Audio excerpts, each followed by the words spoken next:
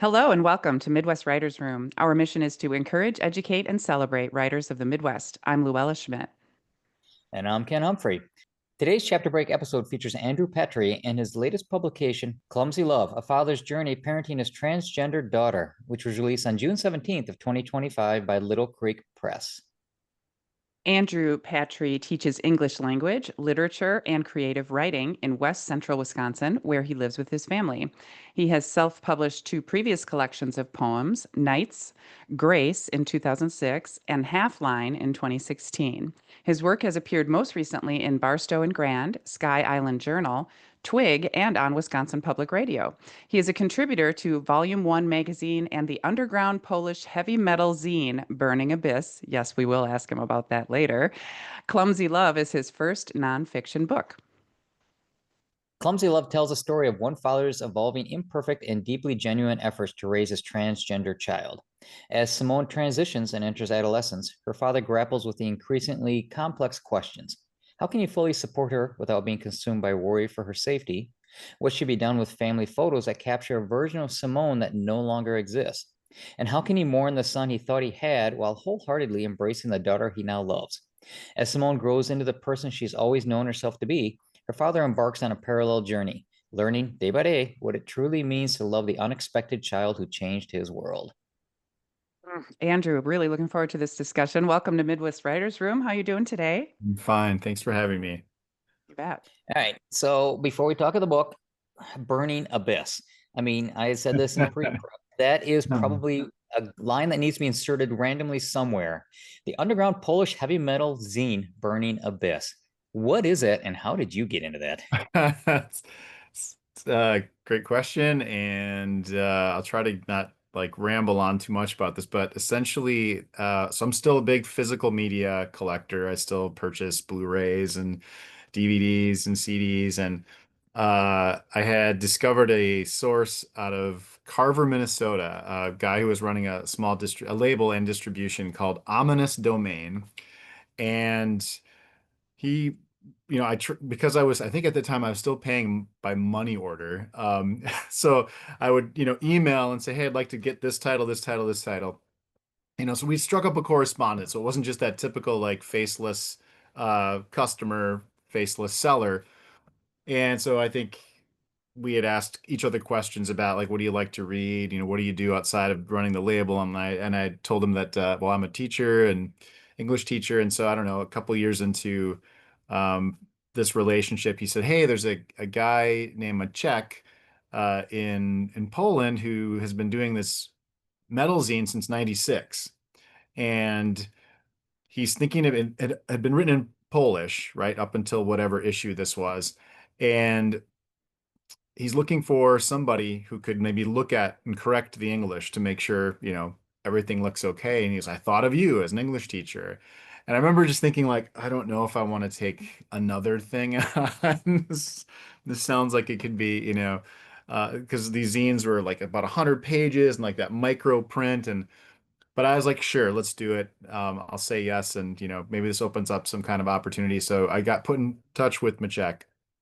And it turns out like we're about the same age, and we'd gotten into heavy metal about the same time and liked a lot of the same bands. And so he sent me all these files. Like it was interviews he'd conducted with different bands, a exhaustive review section and all this stuff. So I remember just taking time to kind of go through and read. And it was interesting because he had a couple fellow Poles who were writing with it. And I could always tell like when it was Maciek's stuff because his English was actually very good. Like it required very few edits, but some of the other his partners that required a little more work. So we just had this back and forth going, and I think I got like a special credit in that issue or whatever. Then a couple years passed because things kind of move slowly in zine world, and he said, "Hey, I'm thinking about doing another issue, but this time kind of again all English, but building it from the ground up. How would you like to be on board as a writer? Because we had just really kind of connected and forged this relationship through the editing of the previous issue." And I was like, "Sure, great." Again, not sure what I was getting into. So he sent me a number of releases to review. So I was kind of involved with the review section, but I also got to interview a couple people, which was nice of him to kind of throw that my way. So there was a band called I don't know how familiar you are with heavy metal, but there was a band called Exodus that came out of the Bay Area in the 80s. In fact, they had Kirk Hammett as a guitar player before he left for Metallica. But it wasn't their original singer, Paul Bailoff. It was the Steve Souza who joined on the second album. And that was sort of about the time I was getting into it. So for me, he was the voice of Exodus. So I got to interview this guy who was, this childhood sort of icon because of this connection with Machek. And then he said, "Do you have any ideas you want to pitch?" And I said, "Well, it might be kind of fun to interview Chris at Ominous Domain because he's the guy that sort of brought all this together." So that I got to do an interview then, getting more depth with the label and the distribution that kind of put this all together. So yeah, so Machek and I are still good friends. I still hope to travel to Poland. That invitation has been there for over a decade to actually see him in person. But yeah, we communicate over Facebook or an email occasionally. He hasn't done much with the zine since then.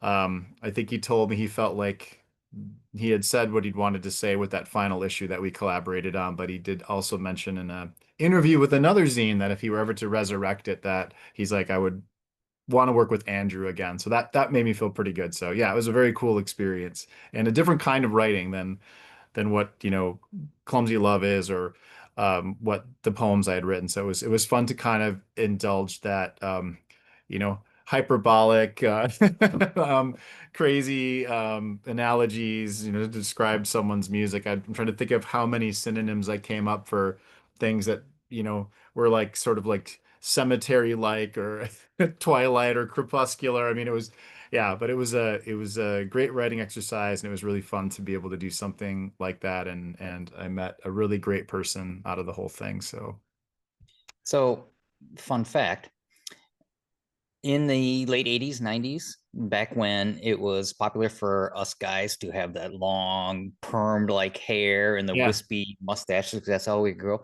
Somebody told me I look like Kurt Hammett at that point in time. I awesome. have I have fully made sure to scrub all images of that time so that no, there's no proof. I'm just stating it, as a something that may have happened.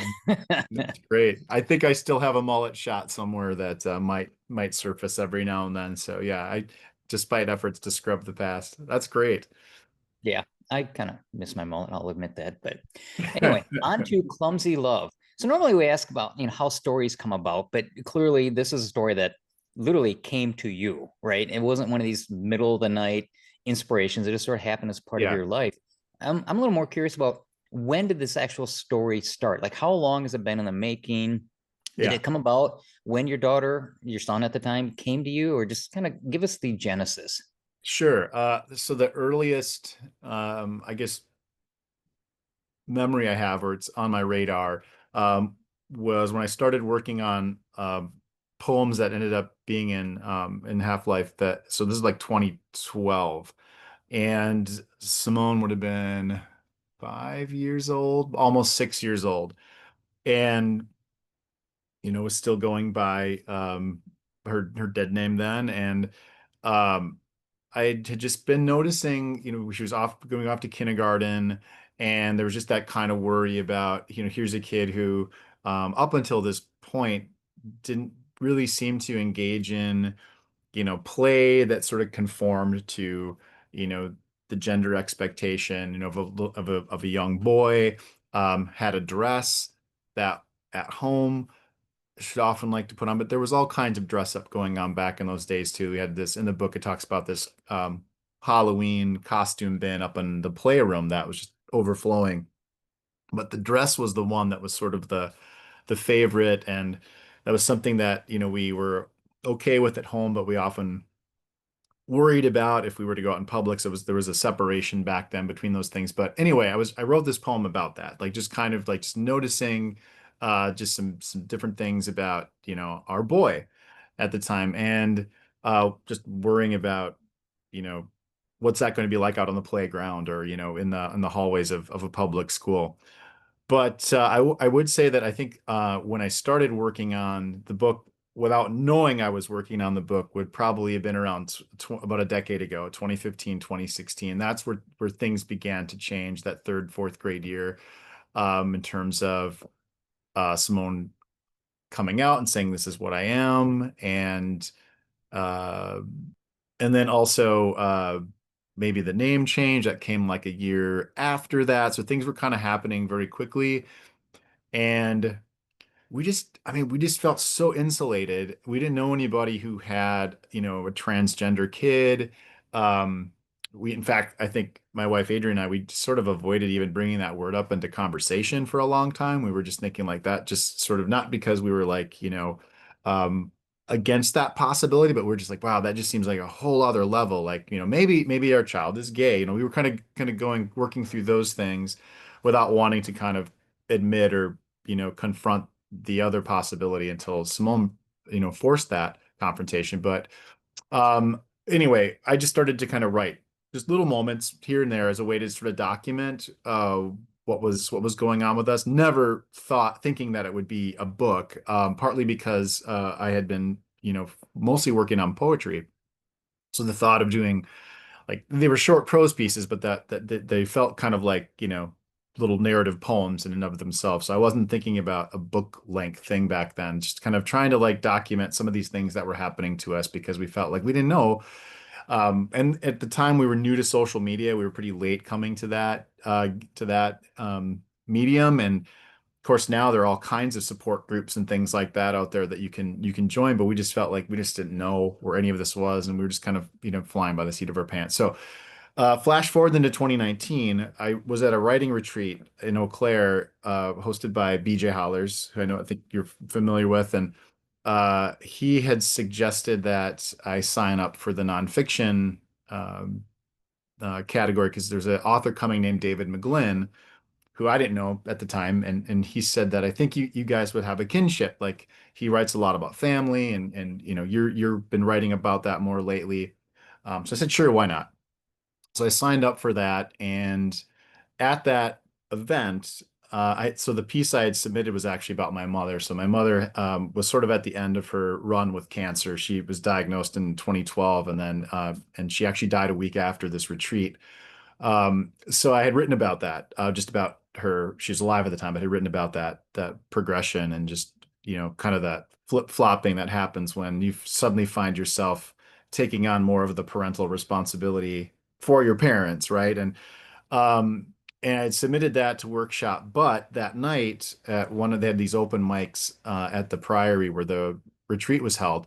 I got up and read a very short piece that I had written about going to Madison to consult. My wife and I were taking Simone to Madison to consult with an endocrinologist about puberty blockers and just what that experience was like. David happened, who I hadn't really gotten to know yet, happened to be in the audience. Like he got done with his day and could have just as easily gone to his, room for the evening because it was, longer days. But he stayed and listened to all us amateurs read our stuff. And he found me the next morning and said, I think there is a story. You have a good voice as a writer. You have a story here that you need to tell. And I was just kind of like, wow, first, thanks. And secondly, I have no idea how to do that. And, that started a relationship that has lasted, 6 years now. We stayed in contact after the retreat.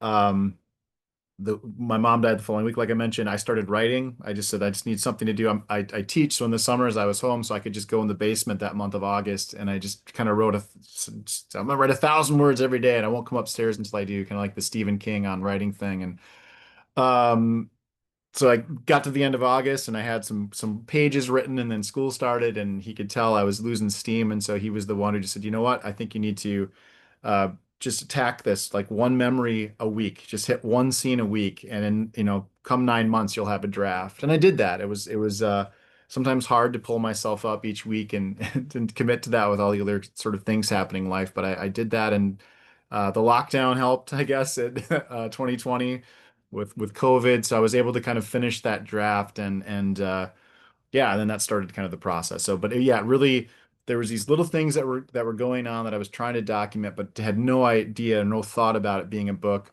And then in 2019, it was meeting David and just getting that validation, like that there's something here. You have a voice for this, and there's a story here, and you need to write that story. And he just held my feet to the fire for those 9 months, which was great, which was something I really needed.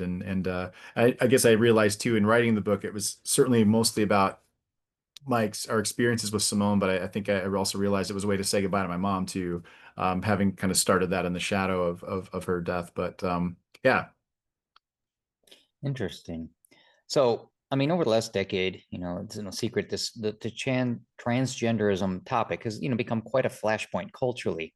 Before beginning all this, right? When your daughter, your son at the time was still very young, did you even have a position on the issue, either for or against, or whether it's real or not? And how has yeah, that changed over the yeah. last decade or so? That's a great question. Yeah, in fact, it's funny, let's going back to, reading the book, I guess, a final time before it went to you know, going through the editor's suggestions and getting it ready for the press. I was just struck too by how so the book ends in, right before COVID. So this is in, I think the last chapter is in February of 2020. But just looking at, there was a kind of like, I don't know, idealistic naivete when I go back and look at that book because it seemed like things were sort of trending in a direction where, yeah, maybe, this is becoming more acceptable, right? Like, Target, I think at the time in the school district where I teach, they were allowing for, people to use the restroom that, affirm their gender. And then all of a sudden, like not long after I had finished the draft or finished the book and then was starting to send it out to places, things have, things changed again. And so reflecting back on where my position was, I have in 2005, when I was in grad school, I took a class. It was a queer theory class with a professor named Bob Nolan. The reason I took that class, I talk about this in the book too, is some students at the school where I teach had come to me and said, we need an advisor for our GSA, this Gender Sexuality Alliance group. And I was certainly open to that. I think, I had never had any conscious prejudices or anything or biases against the LGBTQ community. So I was like, yeah, like you're a marginalized group. You deserve a space. You deserve a voice, in our school for sure. But I just didn't know what that meant. I'm a straight guy, and I'm like, what's my stake in this compared to what their stake is in this? So I took this class partly because I wanted to just sort of, um, expand my worldview, and the class challenged me in a number of ways, and most I remember most the binary thinking part, like because I think as we all just tend to kind of default to that this or that mode of thinking, and that class really pushed me and got me to examine that. And I read a lot of wonderful writers that really sort of expanded my thinking. Judith Butler is a writer that I mentioned in the book. So I came out of that class, and this was a class that I had actually right before Simone was born. I think that was in the spring, and then Simone was born that fall. So again, it's just funny to look back and connect the dots and go, wow. So here is a class that also is in some ways foreshadowing some of the things that we would wrestle with later. But yeah, I think it was something that felt abstract to me for a long time. Like this is an issue that oh, people are dealing with out there, but I'm not, like, and I think I talk about that too in the book. Like when it came to, we just knew like bathrooms were going to become a thing then. I remember that was one of the first things I thought of when Simone said, hey, I'm transgender, and we're okay, I guess we're going with this. So I feel like, like when it became a more concrete thing, I was like, okay, sure. Let's go with this. My love didn't, my support didn't waver, although it wasn't maybe as the title suggests, it wasn't always expressed, as smoothly, as it could have been. So I think I was always open to, these other, lifestyles outside of like the heterosexual normative, right? Um, but until it was like right there in front of me, I wasn't probably sure how I was going to react. I wanted to always believe that I would react, like, the way that I, imagined, anybody would, if, like you're going to do the right thing. And I think ultimately I did, but there were definitely, doubtful conversations with Adrian about if we're doing the right thing here, and what is this? Is this something else than what it is? And we did consult with therapists, and who I also we kind of found out we're sort of like figuring this out too, and we're very honest with us about that. Um, So yeah, it has been evolving. I think Simone too, as you know, who's now 19 years old and off at college and has a strong voice and I think we're continuing to learn from her what these experiences are like because they're different from the experiences that Adrian and I had, growing up in our relationship. So yeah, I'm not sure if I'm answering the question or if I'm rambling here, but yeah, I feel like there's always been an openness on my part to any sort of, and I remember feeling that way as a kid. Like I was a kid into heavy metal music. I was a kid into horror movies, and in the 80s, those things were not cool. And I didn't really have friends who shared that interest. And so I felt like someone who, and this is very different from someone who experiences life on the margins because of, race, or class or gender or sexuality. But I remember just feeling like I always sort of had an affinity for the underdog and for people who were kind of pushing against whatever the norms or expectations were. So, and I had family who my mom and dad sort of made our house like base camp or HQ. This is where all our friends hung out. And they were very open to whoever came in, whether it was my sister's cheerleading friends or whether it was these guys with really long hair and frightening t-shirts. They were just always very open. And I think that also kind of baked into me a sense of just sort of being open to who people are. And then taking that class in grad school was another level. And then, of course, yeah, Simone coming into our lives.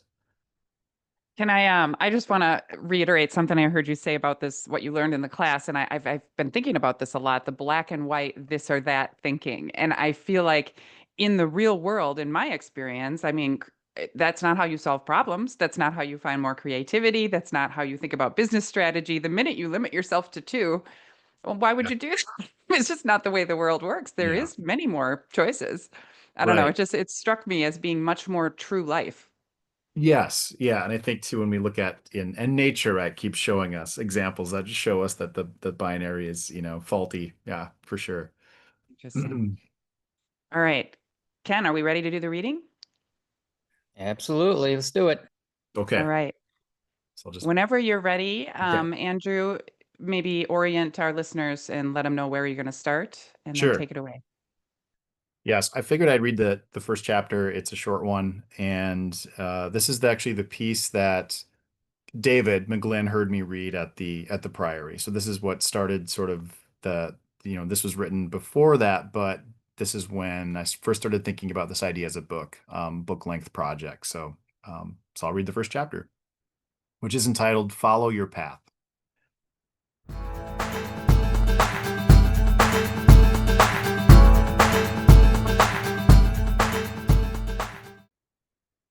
Quite a view today, I say to the top of my daughter Simone's head, her face pushed into the crumple of sweatshirt on the picnic table. Her response is lost in a muffle of cotton. We are at the University of Wisconsin. The terrace is bustling with students and other people out enjoying the afternoon, the sky nearly cloudless and blue. We are lucky to have found a table so near the water of Lake Mendota. A rowing group slides by, a man with a megaphone perched like a gull at the stern. Closer, two bulldogs lace between the legs of their owners. The woman checks to see that the green leash is securely fastened to the back of her chair and looks our way, her eyes seeming to linger on Simone. My wife Adrienne motions with her head. Maybe we should go. I set down my cider and look to our daughter, still bowed over the table. The afternoon sun warms the nape of her neck between her parted hair. Sure, I nod. We walk parallel to the water, Adrienne and I several paces ahead while Simone lags behind. Nearby, ducks swim. I look back and catch Simone with arms raised, nose sniffing her armpits. I avert my eyes and look ahead instead, to spare us both embarrassment. She's nervous about tomorrow, I say. Totally nervous, Adrian agrees. Me too. We've arrived a day before our appointment to Madison to shop bookstores, eat pizza, swim at the hotel, to do the things Simone most enjoys in the hopes of easing her mind and ours. We wait for her to catch up. She almost walks into my back. We can talk about it, I say, if you like. Simone shakes her head and brushes past. It's okay to feel nervous, Adrian calls. Simone halts but does not turn. Are they going to poke me? She asks. You mean draw your blood? Adrian asks. Simone nods. I don't know, Adrian says. This is new for all of us. 2 years ago, our child informed us that she was our daughter, not our son. It has been a year since her name legally changed from the masculine to its feminine counterpart. Now, May 2018, Simone is 11, one summer away from middle school, and adamant she not go through male puberty. We've made an appointment at the Pediatric and Adolescent Transgender Health Clinic in Madison, Wisconsin to consult with an endocrinologist. The clinic is one of the few of its kind in the country, and we are fortunate it's only a 3 hour drive from our home in Eau Claire. The following morning, we pile into the car and drive from the hotel to the Path Clinic. When Google Maps directs us to take a right off University Avenue onto a road with no outlet, we believe we've been led astray. There's a gas station, some train tracks. Adrian and I look at each other, think of those countless horror movies that begin with a fated wrong turn. Then we see a beige brick building slowly emerging beyond a leafy copse of trees. We park, stretch our legs, and head toward the lobby to check in. The receptionist sends us up a small set of marble stairs to the waiting room. We pull open the glass door and take a seat. Simone approaches the large aquarium in the center of the room, bending closer to watch the fish that fan out as if to make space for her. Simone's name is called, and we follow a woman in blue scrubs to the doctor's office, find 3 chairs along the wall, and sit. Soon there is a knock, and a cheerful voice behind the door says, "Hello, you must be Simone." Our daughter nods. The doctor enters. She has a cherubic face framed by close cropped red hair and is wearing a petite white lab coat. No doubt a reassuring presence to scores of children. However, when she asks Simone the purpose of this visit, Simone is diffident, leaning toward Adrian's ear and whispering for her to explain. Adrian says, "We wanted to go over puberty blockers. Simone is going to be 12 in a few months, and she's really worried the process has already begun." The doctor focuses on Simone. "The good news is puberty doesn't happen all at once." "I don't want any of it," Simone says. "We can help with that," the doctor says, sitting down across from us. "Are you going to draw my blood?" Simone asks. "No," says the doctor as she grabs a blank sheet of paper and a pen from her desk. "But I'm going to do a little drawing. Bear in mind, I'm not much of an artist, so no laughing." Simone smiles as the doctor draws a crude body and an oversized head with a horizontal line running through it. "Okay," the doctor continues, "this is your brain." Simone gives her first belly laugh of the trip. "Hey," the doctor says, "I told you no laughing." She pauses to grin and then continues. "Now, at the moment, your body is getting no message from your brain about puberty, but when it does, the signal will look something like this." The doctor makes an exaggerated wavy line, like the Outer Limits logo. We lean toward the illustration, like cave dwellers, drawn to light. "What we can do is block the signal, return the line to horizontal." She explains how the drug disrupts the pubertal signal that would otherwise start in Simone's hypothalamus and then progress to her pituitary gland and finally her testes for production of the sex hormone testosterone. "When would she start these blockers?" Adrian asks.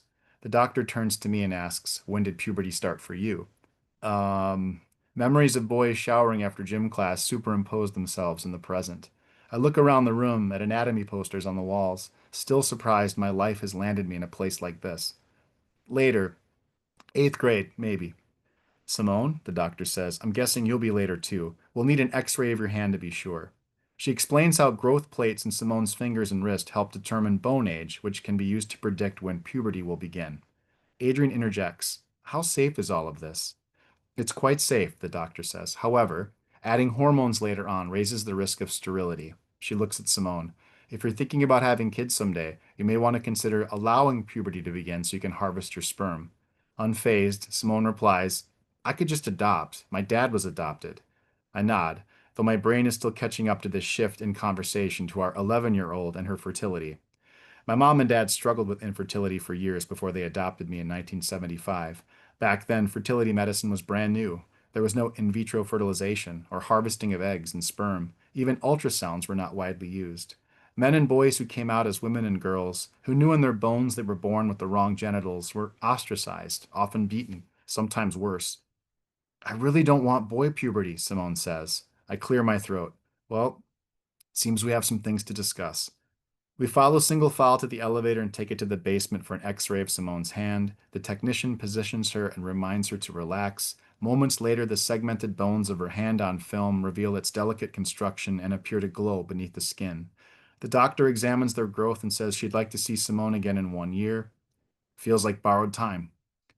We say our thanks, gather our things, and make our way to exit the clinic. Outside, as we cross the parking lot, Simone reaches for my hand. For the moment, at least, it still feels small.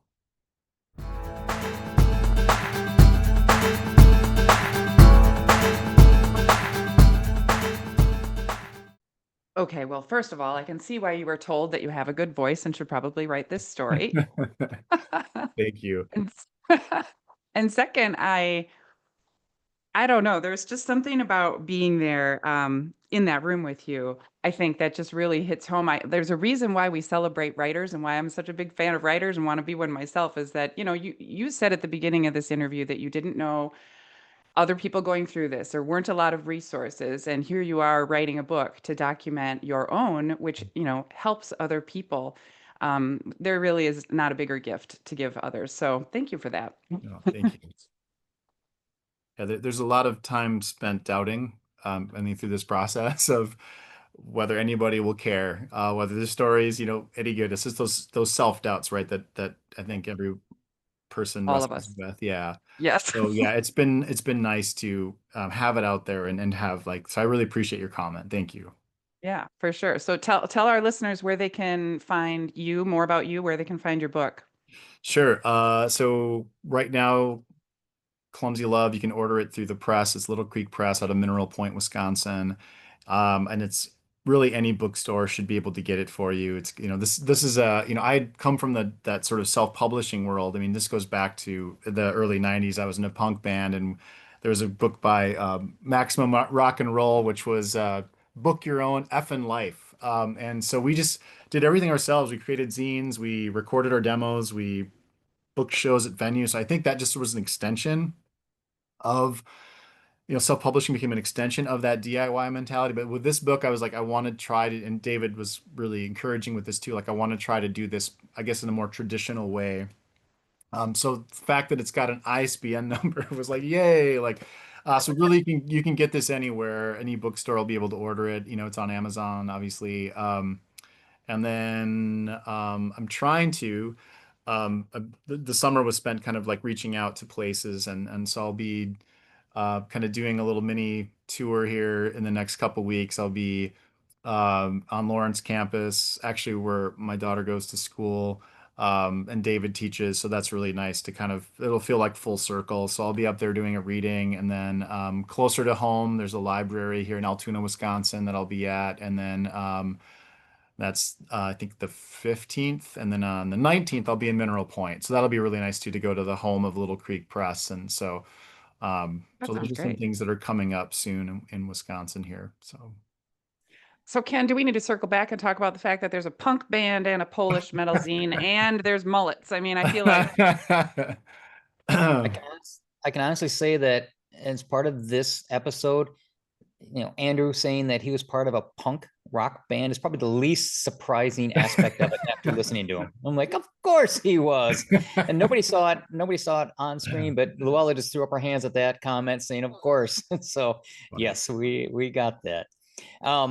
So Andrew, want to drop your website here? Because I'm assuming you list any of your appearances on there for your fans and So friends to find. funnily enough, that's in the works. I don't have the site up yet or created, but yeah. So these are all these things I'm like, oh wait, you have to have a website as a writer now. So I'm kind of figuring out all this stuff as I go along. So that'll be the next step. Plus also to have links for people to go to get the book too. So right now I've just been directing them to Little Creek Press.